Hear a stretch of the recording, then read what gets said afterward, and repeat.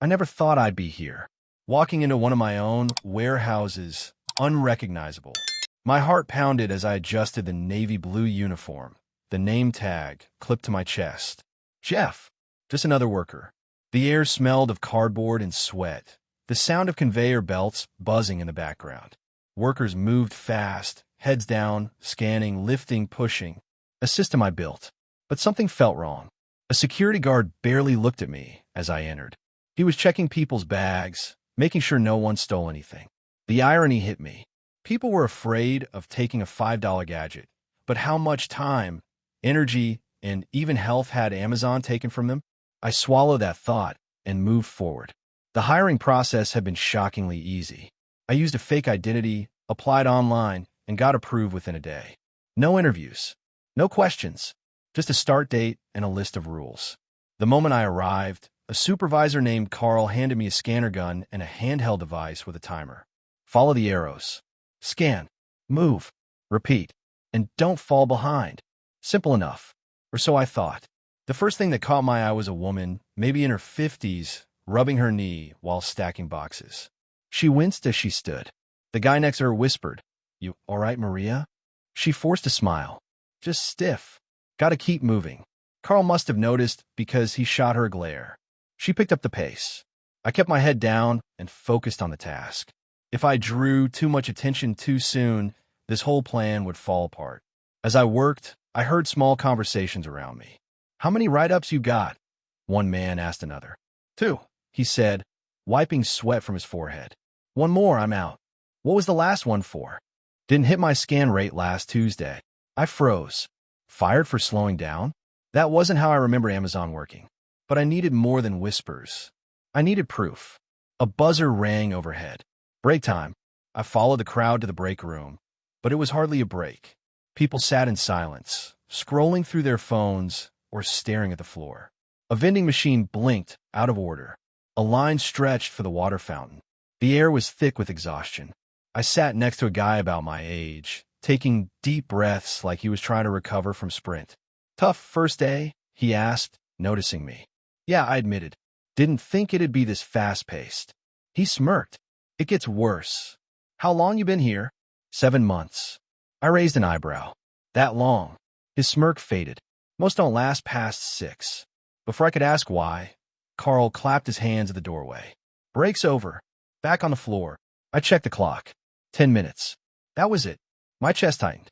If I, a billionaire, felt this drained already, how did these people do it every single day? As I walked back, I noticed something strange. A man heading toward the exit instead of the warehouse floor. A manager stopped him. "Where do you think you're going?" "Bathroom," the man said. The manager tapped his tablet. "You already went once this shift. You know the rules." I drank a lot of water. The manager's face hardened. "Make it quick. And if you miss your scan quota because of this, that's on you." I couldn't believe what I was hearing. But the worker just nodded and rushed off. I needed more. Something bigger. Something I could use. That's when I saw it. A locked office in the back, marked restricted access, managers only. I watched as Carl swiped his badge and disappeared inside. Whatever was in there, I had a feeling it was something they didn't want me to see. I woke up sore. My back ached, my legs felt heavy, and my hands had a dull sting from gripping the scanner all day. It had only been one shift. One. And yet, the exhaustion clung to me like I had been doing this for years. I pulled myself out of bed, put on my uniform, and headed back to the warehouse. The moment I walked in, I saw Maria again. The same woman from yesterday. But something was different. She moved slower, and her face looked paler. I noticed she had a brace wrapped around her wrist. I stepped beside her. "You okay?" She forced a smile. "Just a little sore. Happens to everyone." Before I could ask more, the overhead screen flashed a warning. All workers must meet 85% productivity by noon. Non-performers will be written up. Asterisk, asterisk. I glanced at Maria, but she didn't react. She just kept scanning. I wanted to ask what happened if someone got written up, but my scanner beeped. Time to work. I moved fast, trying to keep up, but it was impossible. The scanner gun tracked every second between each scan. If I hesitated for too long, checking a label, adjusting a box, it sent a warning. After a few hours, I finally stopped to stretch my back. Beep. A red notification flashed. Time OFF task, 20 seconds. I stared at it. I hadn't even stopped working, just slowed down, and I was already being flagged. I looked around. No one else had stopped moving. They couldn't. They knew the system was watching. By noon, my hands shook from gripping the scanner too tightly. My clothes were damp with sweat. I felt like I had just run a marathon. Carl walked past, holding a tablet. Jeff R., he called out, stopping in front of me. You're at 78%. You need to pick it up. I wiped my forehead. I'm trying. Just getting used to it. No excuses. He tapped his screen. One more hour. If you don't hit 85%, that's a write-up. I wanted to argue, but he was already walking away. I glanced at Maria. Her pace hadn't changed. Maria, I said, how do you keep up? She exhaled. You don't. You just hope they don't notice. That was the first moment I truly understood. This system wasn't built to reward hard work. It was built to catch you failing. And the worst part? It was working exactly as designed.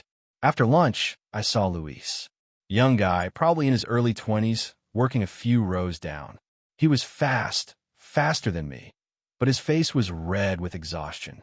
You good? I asked. He let out a weak laugh. Yeah, just try not to get another write-up. How many do you have? He hesitated. 2. I frowned. For what? He glanced around before answering. First one was for clocking in 1 minute late. Second was for taking too long in the bathroom. I felt my jaw tighten. They can fire you for that. He shrugged. 3 strikes and you're out. I watched him push through his exhaustion, his hands moving on autopilot. He wasn't working harder because he wanted to. He was working harder because he was scared. That's when I saw Carl again, standing at the end of the aisle, watching. Not working, just watching. Like a hawk waiting for someone to mess up. I moved faster. Not because I wanted to, but because now I was scared too. That night, I sat in my car, staring at the warehouse entrance. This wasn't some broken process. It wasn't an accident. It was intentional, and I was going to find out just how deep it went. By my 3rd shift, I knew one thing for certain. The warehouse wasn't just fast, it was brutal. Every second was tracked. Every move was watched. And worst of all, everyone knew it, but no one talked about it. At least, not out loud. I had started noticing the quiet conversations, the quick glances, the way workers only spoke when no supervisors were nearby. It was like there were 2 worlds inside Amazon. The one they wanted people to see, fast, efficient, unstoppable. And the one that existed in the shadows, fear, exhaustion, and whispers of something worse. During my break, I sat across from Maria again. She was stretching her hands, her knuckles swollen. I hadn't seen her stop once all day. How long have you been here? I asked. She exhaled. Almost 9 years. I blinked. 9. She nodded. Started back when we had real breaks. When the managers knew our names. She looked down at her hands. Now, I'm just trying to make it to my 10-year mark. Why 10? She hesitated, then lowered her voice. That's when I qualify for a pension. I sat back, letting that sink in. She had spent nearly a decade in this warehouse, and her only goal was to survive long enough to leave with something. Before I could ask more, Luis sat down beside me. He was out of breath like he had just finished running. Dude, you hear? He whispered. Hear what? He glanced around, then leaned in. They fired Daniel. I frowned. Who's Daniel?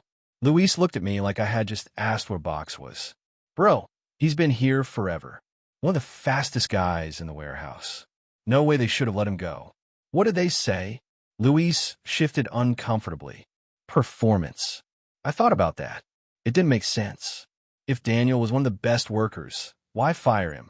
Maria sighed. They do this every few months. Get rid of people before they hit their benefits. Luis nodded. Yeah, but that's not even the worst part. He lowered his voice even more. They have a list. I stiffened. What list? Maria gave Luis a sharp look, like he had said too much. He hesitated before answering. They track people. Anyone who starts slowing down, taking too much time off, even just getting too old. If your name's on it, they find a reason to fire you. I felt my stomach turn. And how do you know this? Luis tapped his temple. You hear things. Managers slip up sometimes. Maria stood. Be careful what you ask, Jeff. I watched as she walked back to the floor. Louis stood too, stretching his arms. I gotta get back before they start watching. I sat there, thinking. A list. A secret system tracking who was next to go. I needed to know more. But I had a feeling that getting answers wouldn't be easy. I knew I shouldn't ask questions. That was the first rule here. Do your job. Don't slow down. Don't talk too much. But ever since Louise told me about the list, I couldn't stop thinking about it. If it was real, it meant they weren't just firing people for bad performance. They were picking them off, one by one. I needed to see it for myself. That night, I stayed late. Most workers rushed out as soon as their shift ended, eager to escape the warehouse, but I lingered. I kept my head down, moving slowly, pretending to organize boxes near the manager's office. Carl was inside, his back turned to me, looking at a tablet. I watched as he scrolled, tapping the screen every few seconds. A list. I stepped closer, my pulse quickening. If I could just get a look. Jeff, what are you doing? I spun around. Eric, another supervisor. I scrambled for an excuse. Just cleaning up. Eric didn't move. His eyes studied me. Break room's that way. I forced a nod and walked off, feeling his stare burn into my back. The next morning, Maria wasn't at her usual spot. I scanned the aisles, my stomach sinking. Maybe she was just late. Maybe she had taken a sick day. But Luis found me first. They fired her, he said, his voice tight. I stopped. What? He nodded. This morning. Said she wasn't meeting quota. That's not possible, I said. She was keeping up. Luis looked away. Yeah, but her name was on the list. I felt my fists clench. Maria had worked here for almost 10 years. She was counting down the months to retirement. And they took that from her. I stormed toward Carl's office before I could stop myself. He was sitting at his desk, sipping coffee, scrolling through his tablet. When he saw me, he sighed. What do you need, Jeff?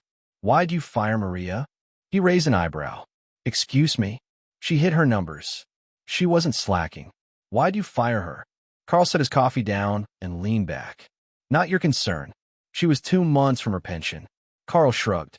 Company policy. That's not company policy. I shot back. Carl's expression didn't change. Jeff, let me give you some advice. Keep your head down. Do your job. People who ask too many questions. He tapped his tablet. They end up on the list, too. I stared at him. He was threatening me. I turned and walked out before I did something I'd regret. But I knew one thing. I wasn't keeping my head down anymore. I couldn't let it go. Not after Maria. Not after Carl's warning. I had built this company to be the future of work, to be efficient, to be revolutionary. But what I had seen, it wasn't the future. It was a machine that chewed people up and spit them out the moment they weren't useful anymore. I needed proof, and I knew exactly where to find it. The manager's office. I had seen Carl disappear into that room every day, the one labeled restricted access, managers only. Whatever was happening in this warehouse, the answers were in there. I just had to get inside. That night, I waited. The warehouse was never truly empty. Night shift workers still moved up and down the aisles like ghosts, exhausted but never stopping. But the managers? They always left before midnight. Carl was the last to go, walking out with his usual bored expression, tapping away at his phone.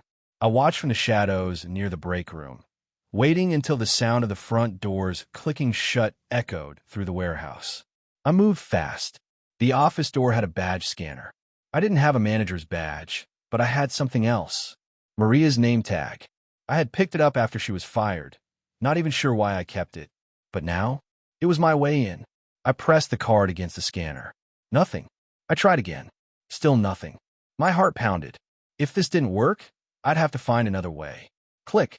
The light on the scanner turned green. I pushed the door open and slipped inside. The room was small, cluttered with desks and filing cabinets. A whiteboard on the far wall had scribbled notes, schedules, reminders, and something that made my stomach drop. A list. Names. Dozens of them. Some crossed out. Some circled. I stepped closer, scanning the names. Maria. Luis. Even mine. I wasn't just another worker anymore. I was a target. I turned to the desk, grabbing Carl's tablet. It was locked, but the screen still showed a recent message. Prepare terminations for next week. New hires arriving Monday. Clear out remaining underperformers before then.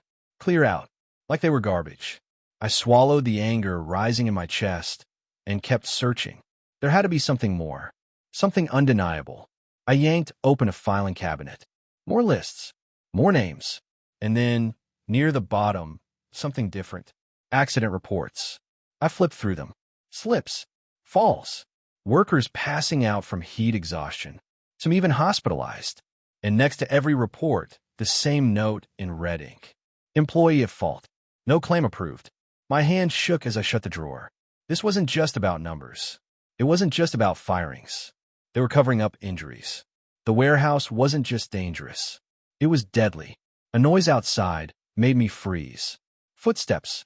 Someone was coming. I held my breath. The footsteps outside the office stopped. I stayed perfectly still, gripping the tablet in my hands, my mind racing. If I got caught in here, it was over. They wouldn't just fire me. They'd know something was up. I heard a beep. The badge scanner. Someone was unlocking the door. I had seconds. I shoved the tablet back onto the desk and darted toward the cabinet, crouching behind it just as the door swung open. A pair of heavy boots stepped inside. Carl. I peeked through the gap between the cabinet and the desk. He stood in the middle of the room, looking around, his eyes narrowing. Had he noticed something was off? He walked to his desk, picking up the tablet. I could hear the soft taps of him scrolling. Then he muttered something under his breath. His voice was calm, but I could hear the frustration. Idiot left the list up again. I stayed frozen. If he turned around, he'd see me. If he took one step closer, I was done. Then, his radio crackled. Carl, we got a problem on the floor. He sighed, rubbing his forehead. What now? Worker collapsed near Station 12. Unresponsive. I felt my stomach drop. Carl's expression didn't change. Call a medic. A pause. Then the voice on the radio said, already did. They're on the way. Carl out a low breath. Fine. I'll be right there. He turned, walking out of the office. The second the door shut behind him, I exhaled, my whole body shaking. Then I ran. I had to see what happened. I weaved through the warehouse, past workers who barely noticed me. The entire place felt off. Some people had stopped working, glancing toward the commotion at Station 12. Others kept their heads down, pretending nothing was happening. By the time I got there, a small crowd had gathered. A young worker, maybe early 20s, lay on the floor, his face pale, his chest rising and falling in short, shallow breaths. Luis knelt beside him. He just dropped, Luis said, his voice shaking. 1 second he was scanning, next second he was on the ground. A medic was already there, pressing 2 fingers against the kid's neck. Pulse is weak, he said. We need to move him. Carl arrived, pushing through the crowd.